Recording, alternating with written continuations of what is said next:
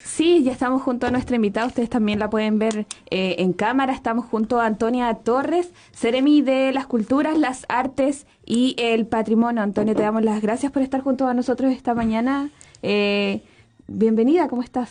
Bien, muchas gracias, buenos días y gracias por la invitación a la radio. No es primera vez que vengo a esta radio, así que me siento muy en confianza. Perfecto. Oye, iba a preguntar yo iba a preguntar yo cómo te sientes, po. ¿En qué sentido? Primera, porque tú has venido muchas veces a la radio y es primera vez que te presentamos como la Seremi de las Culturas, las Artes y el Patrimonio. Bien, o sea, digamos, es un cargo de responsabilidad, pero me siento muy cómoda en primer lugar porque a la Seremía local yo la conozco hace muchos años, al equipo de gente que allí trabaja, los conozco tal vez no tan en lo privado, pero profesionalmente y tengo la mejor opinión de ese equipo. Y bueno, y también tratando de tomar la distancia que hay que tomar sobre los cargos, o sea, un cargo es una representación. Es un cargo también en alguna medida político, entonces eso no tiene que ver con la persona, ¿no? La persona real. Entonces hay que hacer esa diferencia. Por lo demás los cargos pasan, ¿no? Las instituciones quedan. Así que me siento con una distancia saludable, pero suficientemente comprometida con la cultura en este gobierno. Sí, pero siempre termina siendo un ejercicio ontológico sobre uno mismo. No, totalmente. Ahora tengo 2 cuentas de Instagram, estoy totalmente desdoblada. Es un poco una esquizofrenia, sí tienes razón. Es cierto. Mira, Antonia Torres Agüero es poeta chilena, docente universitaria, es periodista de la Universidad Austral de Chile, magíster en literatura hispanoamericana y doctora en filología románica. Yo me quedé preguntando, ¿dónde te doctoraste? En Alemania, en la Heinrich-Heine-Universität de Düsseldorf, que es una ciudad muy hermosa que queda al oeste de Alemania, muy cerquita de Colonia. Y me doctoré es la cátedra de filología románica, que quiere decir en el fondo las lenguas romances, ¿no? Y el español está dentro de esas lenguas romances. Sí, mira qué bien. Bonita experiencia, supongo. Muy importante experiencia para mí y para toda mi familia. Mi marido también hizo ahí un máster digamos, un Master of Arts en la Kunstakademie de la misma ciudad. Y mis hijos se criaron ahí 4 años de su vida, hablan perfecto el alemán, entonces fue muy decidor para nosotros como familia. Sí. Perfecto, qué bonita experiencia. Oye, nosotros, porque andamos también en otras cosas, siempre le preguntamos a nuestros invitados que se doctoraron en Europa si como estudiantes tuvieron la posibilidad de ejercer algún derecho político en elecciones, en votaciones, de autoridades universitarias, o eso no ocurrió en tu No, universidad. para nada. Yo era una simple estudiante de doctorado, era becaria del DAD y del CONICYT. De hecho, todos los años teníamos que renovar la visa. Muy curiosa ahí, uno siempre cuando es extranjero en un lugar hasta que no tiene algún grado de filiación, digamos, nacional con ese lugar, eres ciudadano de segunda categoría. Sí. Todos los años renovábamos la visa con funcionarios muy hostiles, como suelen ser los burócratas alemanes, más aún que los chilenos, diría yo. Y luego cuando nos titulamos, eso fue muy curioso, cambió completamente el switch. De pronto ya teníamos derecho a trabajar allí, nos preguntaron si acaso no nos queríamos quedar, teníamos derecho a un año sin justificación, digamos, de tipo profesional ni estudiantil, de vivir en Alemania. Sí. Cambia el estatus, ¿no? Y no tiene que ver con la extranjería así nomás, sino que tiene que ver con qué estás haciendo ahí.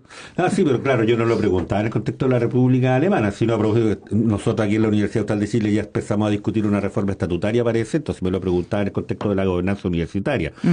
Nuestros amigos que vienen acá dicen que se doctoraron en España, dicen que llegaron allá y lo primero fue que los incorporaron al padrón electoral de la universidad, y por ahí cuando habían elecciones internas ellos también iban y ejercían su...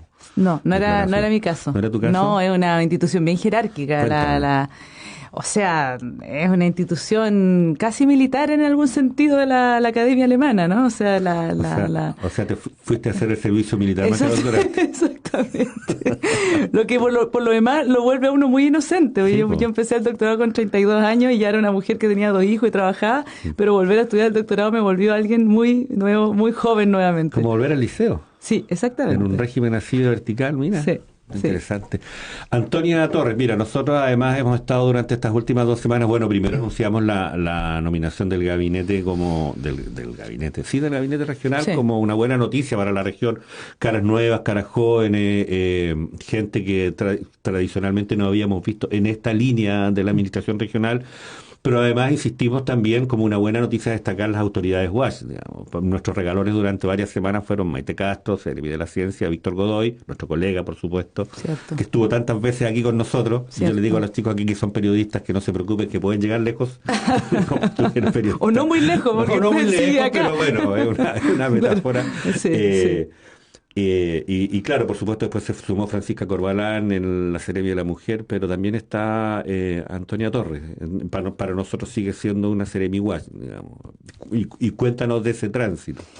Me parece curioso, pero lo entiendo, sí, porque yo, digamos, si pertenecer a la comunidad WASH significan sus estudiantes y algunos muy queridos colegas que conservo en la universidad, por supuesto que me siento de la comunidad WASH.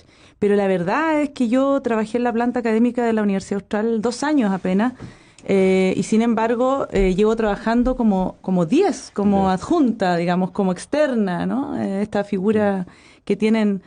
Critícala con toda la soltura que quieras, no te preocupes. Tengo sentimientos ambiguos con eso, porque tengo muy buena... Aprovecho de hacerle un saludo a los colegas de la Facultad de Ciencias Jurídicas y Sociales, que es la facultad donde más largamente he trabajado. Ya. Lamentablemente solo haciendo 1 hora de clases en una asignatura que quiero mucho, Derecho y Literatura. No sé quién la va a hacer este año porque para mí va a ser imposible. Así que si la comunidad es eso, me parece que sí, que claro que pertenezco a ella. O sea, en las redes me han llegado muchos saludos, sobre todo de estudiantes, que ha sido bien hermoso como experiencia porque son finalmente aunque suene un poco kitsch, ¿no? Como el capital emocional y el capital intelectual de uno, ¿no? Si uno dejó una buena sensación con sus estudiantes, que algo pasó allí, que algo se movilizó en la cabeza, que aprendieron algunas estrategias o métodos, entonces uno ya se siente pagada como profesora. Así que, pero solo aclarar eso, ¿no? Que mi vinculación es un tanto frágil, por decirlo de alguna manera. O sea, como te insisto, 2 años solamente estuve en la planta y fui, por supuesto, alumna del pregrado. Así que sí, algo hay de eso, algo hay. Pero uno no es profeta en su tierra. No, de acuerdo, pero como te decía, si quieres tomarte unos minutos para, como tú lo dijiste, para comentar o criticar la fragilidad del profesor, de la docencia adjunta, siéntete en tu casa. Sí, bueno, sí, es una, digamos, es una situación producto de un modelo también de educación y de universidad que heredamos, yo creo, de la dictadura y la privatización, digamos, de las universidades, ¿no? No hay que olvidar que la Universidad Austral es una universidad privada, digamos, que tiene, comillas, vocación pública, que suena muy bien, que no sé todavía bien lo que significa, pero... Por algo siempre pronunciamos en voz alta las comillas. Exactamente, pero es la situación de muchos profesores, ¿no? A honorarios o profesores taxi, como se llama, ¿no? Entonces, claro, yo le tengo mucho cariño a algunos digamos, públicos muy específicos, como insisto, los estudiantes. Este año, fíjate que iba a empezar a hacer clases en una escuela bien interesante, también estoy agradecida por esa invitación. Hice 2 clases y tuve que rechazar luego del nombramiento la Escuela de Creación Audiovisual que dirige el querido Cristian Jiménez, que me invitó ahí con un equipo súper interesante y muy conspicuo del cine y del mundo audiovisual chileno. Y alcancé a dar 2 clases y finalmente se confirmó mi nombramiento y tuve que, muy a regañadientes en algún sentido y muy mal para él, porque también se decepcionó mucho, pero entendió que estaba llamada, como se dice muy ciúticamente, a más altas labores. Así la función pública. A la función pública. ¿Qué más alta labor? Exactamente. Así que nunca he dejado de estar, aunque me he querido como deslindar a veces de la Universidad Austral, curiosamente siempre me terminan llamando o termino estando ahí de algún modo. Sí, perfecto. Sí. A quienes nos escuchan o a quienes nos ven, les vamos a recordar que estamos conversando con Antonia Torres, Seremi de las Culturas, las Artes y el Patrimonio. Nuestra flamante Seremi, semanas recién en el cargo. Oye, una última pregunta. Francisca quiere conversar contigo también. Y sí, lo conversamos con otros seremis amigos, seremis más distantes, y había cierta sensación, te lo digo así, de que las autoridades se habían ido para la casa por allá por noviembre, diciembre, cuando vieron que esto ya estaba terminando, y había cierto ambiente como de abandono ya, como que llegaron a las oficinas ya demasiado incendios y se dieron cuenta que el Estado ya estaba ausente durante un par de meses sobre algunos procesos sobre los cuales el Estado no tiene que ausentarse. Conversábamos previamente, me dijiste que no fue tu caso. No, no fue para nada mi caso. O sea, esta es una seremía muy profesional, muy matea, por usar un término más coloquial, y las cosas estaban, pero bueno, tenía la subrogancia de Adolfo Herrera, a quien mando un saludo también, que es encargado de finanzas y administración de la seremía. Así que, y Adolfo es una persona muy ordenada y tenía todo, pero absolutamente en orden y bajo control en algún sentido. Pero claro, también yo creo que se pospusieron algunas tareas de las cuales voy a tener que hacerme cargo yo, algunas más o menos ingratas, porque yo creo que un funcionario público que es jefe, cuando sabe que vienen labores ingratas y le quedan 2 meses, prefiere evidentemente chutearlas a la que viene. Sí, así que me van a tocar algunas funciones no tan gratas, pero todo en nombre de la transparencia y la probidad. Así que no puedo decir lo mismo. Tengo un equipo muy no solamente profesional, sino que muy cálido. Entonces también desde el primer momento me acompañaron y me apañaron. Estaba recién nombrada y tuve que ir a saludar a la delegada presidencial, Paola Peña. El otro día tuve un punto de prensa y todo el rato estaban preguntándome, ya, ¿quieres ir sola? ¿Cómo quieres ir? Mira, esto es, o sea, mucho apoyo. Me siento muy cómoda en ese espacio. Les mando un saludo también a ellos. Qué bonito, un abrazo, un saludo también desde aquí a todo el equipo. No vayan a mencionar a ninguno porque si no claro, se van yo a ya quedar mencioné a Adolfo, me van a retar que no mencioné. Pero claro, nosotros hemos trabajado harto con ellos también en la ejecución de algunas actividades en conjunto, no solo proyectos, también coberturas, también iniciativas, y la verdad es que es un equipo que empezamos a trabajar con ellos, incluso nos acompañaron cuando empezamos a trabajar con eso de los trabajadores de la música, un primer encuentro, insistir en juntar esfuerzos de instituciones privadas, como bien lo dice en el caso de la universidad y el Estado, respecto de la posibilidad de que quienes se dedican a la música como actividad laboral tengan también el reconocimiento de que esa actividad laboral requiere el resguardo y el reconocimiento de otros derechos sociales asociados a la vivienda, la salud, una discusión, la seguridad social, etcétera. No, es una discusión súper contingente ahora, a propósito de varias cuestiones que han pasado en la agenda noticiosa, ¿no? Muy contingente, a propósito del bono, a propósito de las declaraciones de la ministra, que tuvo que ir a precisar, ¿no es cierto? Pero es un tremendo tema. Yo creo que no hay que tenerle miedo a esas polémicas, yo creo que son importantes justamente porque ponen en la mesa, ¿no es cierto?, temas que son, por ejemplo, los derechos laborales. Sí, de los trabajadores del arte, de las artes. Perfecto. Oye, saludemos la visita de la ministra Camila Vallejos en la ciudad de Valdivia, en la región, el día de hoy. Entiendo que dentro de sus actividades tú también vas a tener la posibilidad de encontrarte con ella. Sí, en 20 minutos más, les advierto, tengo que estar en una reunión de gabinete regional a las 9 de la mañana, que no estoy segura ahora si esté en el Gore o dónde, pero sí, nos vemos todos. Entiendo que es en la Casa Central de la Universidad. Sí, eso me soplas tú, ya. Voy a creer en ti y parto para allá. Bueno, pero quedan cerca. Sí, vamos a andar a pie o en bicicleta, llegamos más rápido. Francisca. Seremi, dentro también, ¿no es cierto?, de su currículum hay una amplia línea de lo que es investigación, entonces tiene esta mirada tanto como investigadora y ahora también como autoridad regional. En esa misma línea, ¿cuáles cree usted que son las virtudes y las falencias que puede detectar también desde el trabajo, también desde la Seremía de las Culturas, las Artes y el Patrimonio? ¿Qué es lo que hay que reforzar en estos 4 años de trabajo? Sí, gracias Francisca por esa pregunta complicada por un lado, porque claro, efectivamente tengo una formación como investigadora académica en proyectos, qué sé yo, Fondesit, Anillos, proyectos también de investigación interna en la Universidad de los Lagos y la Universidad Austral, en temas que tienen que ver con las artes, efectivamente, ¿no? Literatura, poesía, memoria, derechos humanos, ¿no es cierto? Problemas en general de la representación estética de estos asuntos.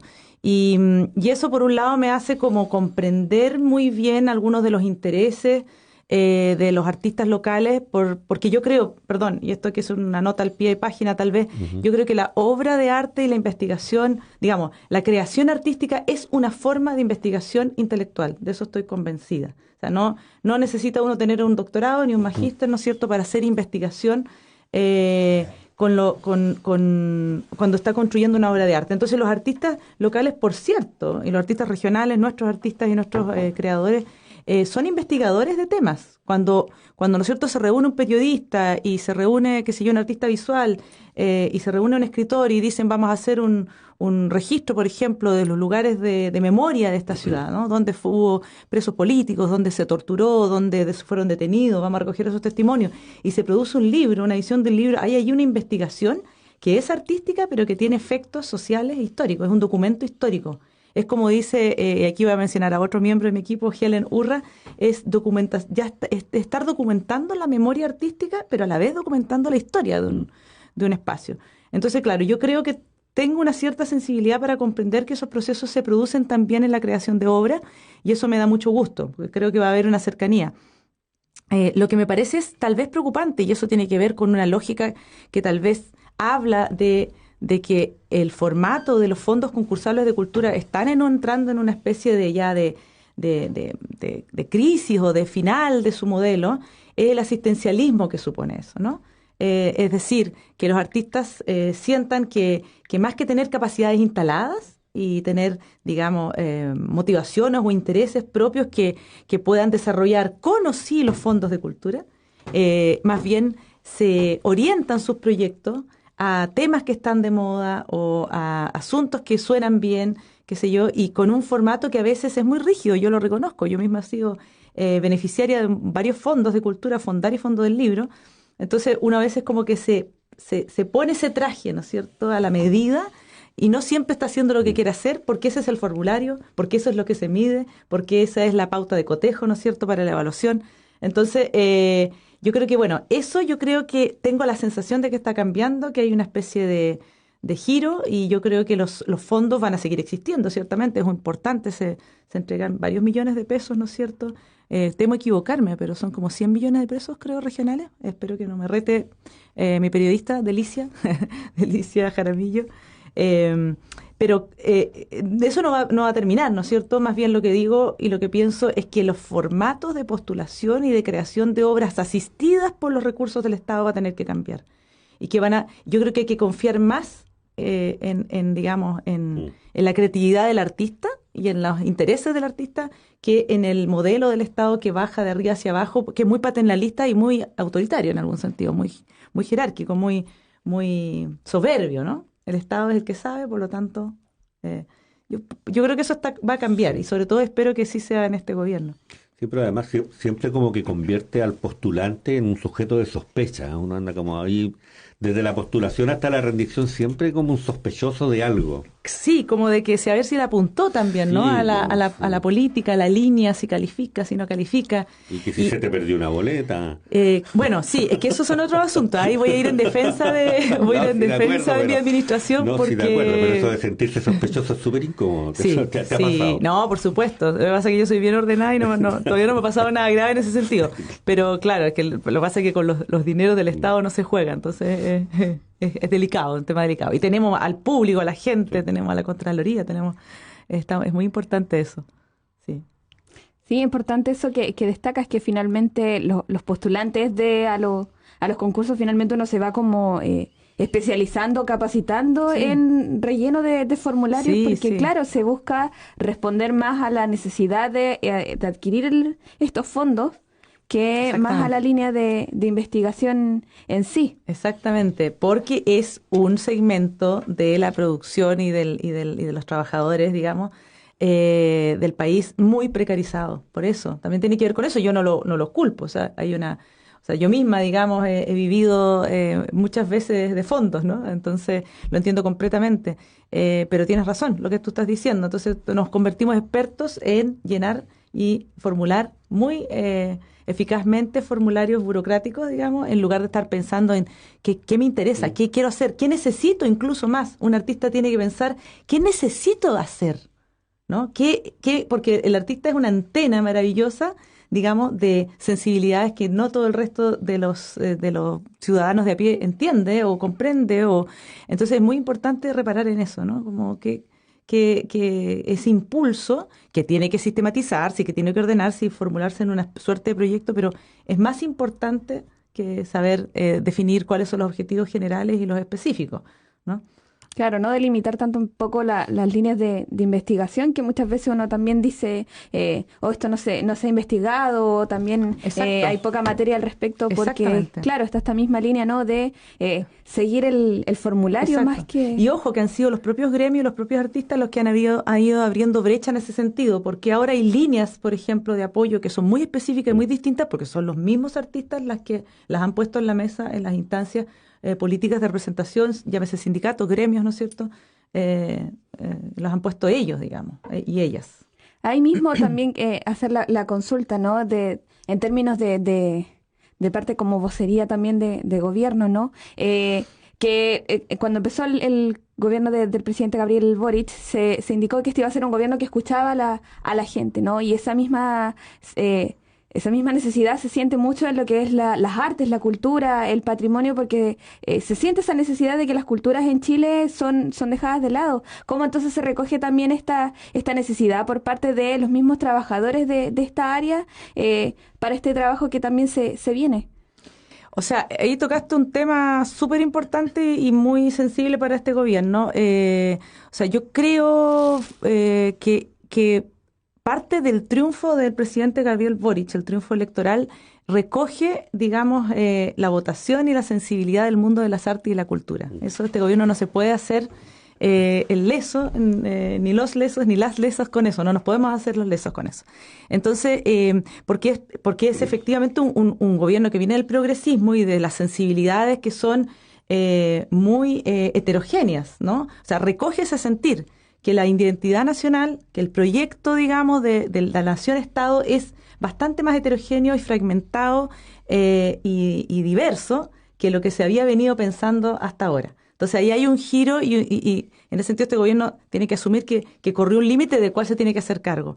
Y bueno, y en general los productos culturales, ¿no es cierto?, los simbólicos, digamos, o muy concretos como son las obras materiales, son justamente las unidades que dan sentido a los relatos de lo nacional. Entonces, si este gobierno no se preocupa por, ¿no es cierto?, llenar de sentido el relato de su propio mito, por decirlo de alguna manera más estratégica, digamos, o metafórica, ¿no es cierto?, si no llena de sentido su propio mito, su propia historia, va a perder un capital muy importante, porque eso es lo que da apoyo, lo que genera consenso, lo que genera, digamos, sentimiento de colectividad y de comunidad. Tenemos, digamos, casos dificilísimos, ¿no es cierto? Aquí en la región liminar, ¿no es cierto?, nuestra, la Araucanía, el tema de la cultura y la identidad, ¿no es cierto?, es un tema delicadísimo, por razones históricas justificadas, ¿no es cierto?, y en este minuto es un campo minado de tensiones en ese sentido, ¿no es cierto? O nuestra propia región, que está cruzada por tantas culturas y choques, digámoslo derechamente, ¿no es cierto?, y fricciones culturales tan importantes, ¿no es cierto? Hay una población y una cultura indígena que precede a la llegada, ¿no es cierto?, de los colonos europeos, luego viene la primera colonización importante, que es la española, ¿no es cierto?, la bota ibérica, la voy a poner en vez de la bota itálica, pero la bota en el sentido de militar, ¿no es cierto?, de conquista española, de la corona española, y luego vienen una serie de oleadas de pequeñas colonizaciones, ¿no es cierto?, europeas, ¿no es cierto?, tenemos italiana, en este mismo lugar, en Valdivia, alemana, ¿no es cierto?, holandesas, ¿no? Entonces son los espacios, digamos, territoriales, son espacios complejos, híbridos, y hay que asumir eso, y yo creo que bueno, volviendo un poco a tu pregunta, esa demanda va a seguir estando y se va a agudizar, y yo creo que hay que tomarla como una oportunidad en lugar que como una amenaza. O sea, justamente la diversidad de identidades y la diversidad de discursos que emergen en espacios complejos como los nuestros. Antonia, le vamos a recordar a quienes nos escuchan por radio UH 90.1 que estamos conversando con Antonia Torres, seremi de las Culturas, las Artes y el Patrimonio de la región de Los Ríos. Lo urgente.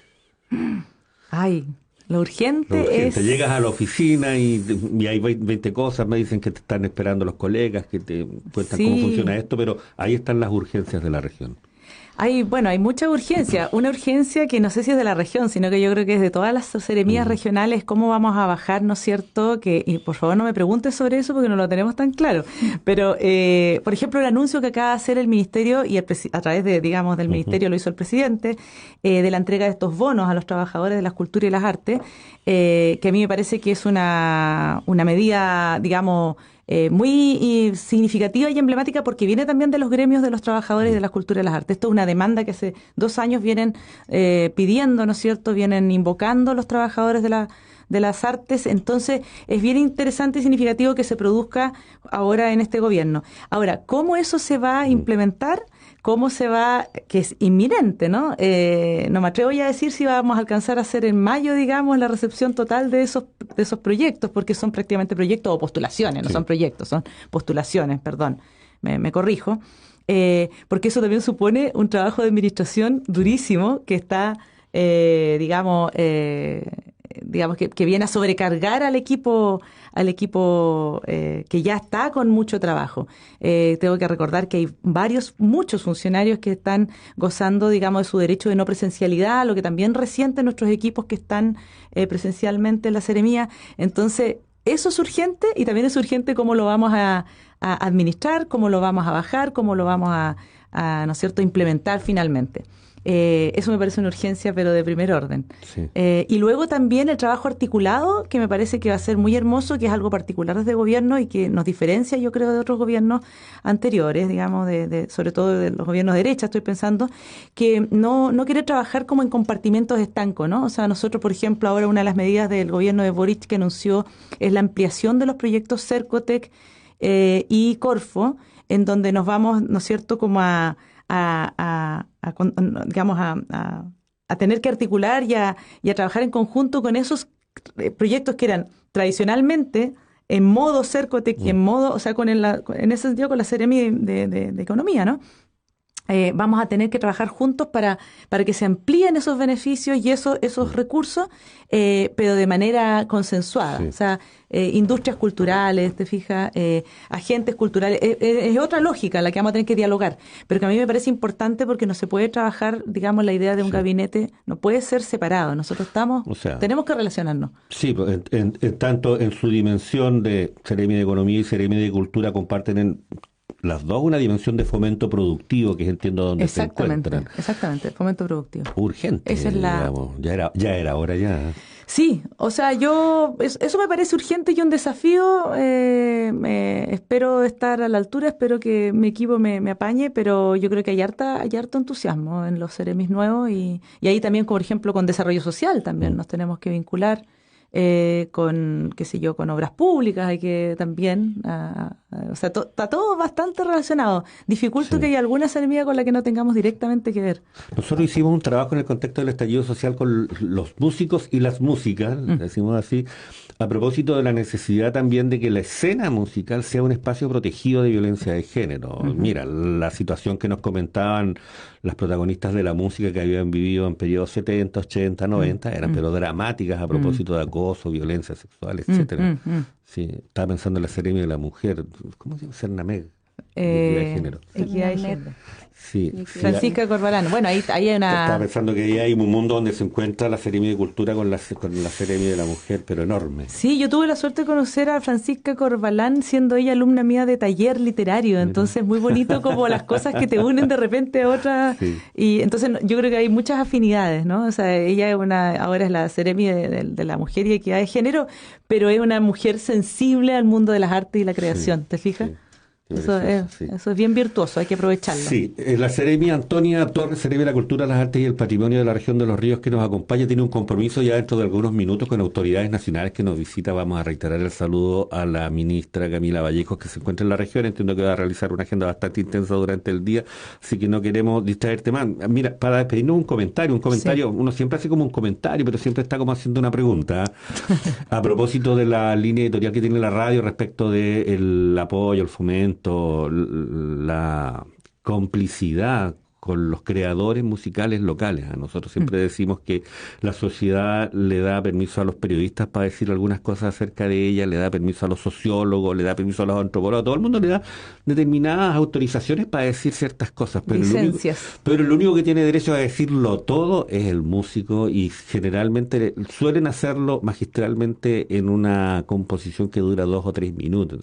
En honor a la libertad y a la libertad y al derecho a la expresión libre de los pueblos, nosotros insistimos en que tenemos que comprometer todos nuestros esfuerzos para que la música que aquí se produce pueda circular con el máximo de volumen posible, y es un compromiso en el que la verdad es que siempre nos hemos encontrado muy amablemente y a ratos amorosamente con la Seremi de Cultura. Yo quiero saludar a tu antecesor, a Helmut, darle un abrazo, por supuesto. Helmut Palma. Sí, por lo que hemos venido colaborando. Incluso te decía, cuando hicimos ese primer encuentro hace 4, 5, 3 años de los trabajadores de la música, estuvo ahí la Seremi con nosotros, llegó como un trabajador más del área, simplemente a participar de una discusión y tratar de instalar la conciencia en torno a la necesidad de que del ejercicio laboral de la música también surja el reconocimiento y la necesidad de garantizar que puedan participar estos trabajadores de derechos sociales, la vivienda, decíamos, la seguridad social, etcétera. Sí. Así que tremendo tema, sí. Pero total, y es cierto que no solamente son los músicos los gritones, también los poetas somos bien gritones, sí. Pero de maneras menos literales, ¿no? Más elípticas a veces, pero muy efectivas. Sí, yo echo de menos eso, sí. Me pasa eso, yo volví a Valdía hace 10 años probablemente, ya en la segunda década de este milenio. Mira cómo se dice. Sí. Y claro, era una ciudad llena de música, pero recuerdo cuando la dejé a comienzos de los 90, finales de los 80, era donde tú estabas, en cualquier bar donde estés compartiendo con unos amigos, a cualquier hora se paraba alguien sobre una mesa y no tocaba una guitarra, leía poesía. Era una ciudad de mucha poesía, claro. Digamos, acá nos concentramos en la música un poco porque vimos a los poetas desaparecer de esa escena tan pública y popular. Probablemente están ahí y no sabemos buscarlos. Sí, yo creo que, bueno, y hay otras formas de poesía. No sé si tú has ido ahí al Péndulo, un lugar que a mí me cae muy bien, donde están los más jóvenes rapeando, ¿no es cierto?, y improvisando. Para mí eso son formas extraordinarias de poesía popular y callejera.